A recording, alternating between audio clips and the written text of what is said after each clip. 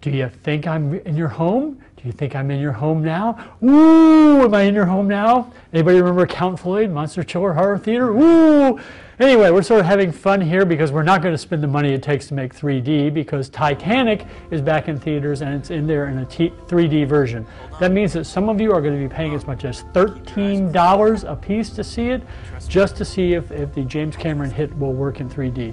I've been thinking about this in the context of some other efforts in 3D lately, including Wrath of the Titans, which is turning into quite a box office bomb, and John Carter, ditto.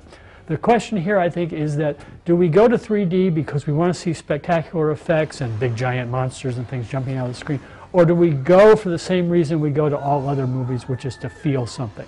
I would argue that it's because we want to feel something, that it's fear, it's joy, it's sorrow, whatever it is. We want to come out of the movie with emotions that maybe have not been on the surface when we're going in. Suddenly they're out, and we have this experience that happens there in the dark while watching a movie. Certainly Titanic is something that has that effect on a lot of people. It was at one time the box office champ, and adjusted for inflation, it's still one of the biggest movies of all time.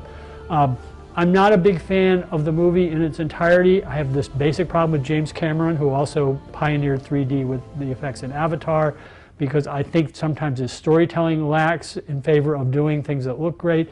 But this is clearly a movie that touches folks in a way that something like Wrath or John Carter just did not.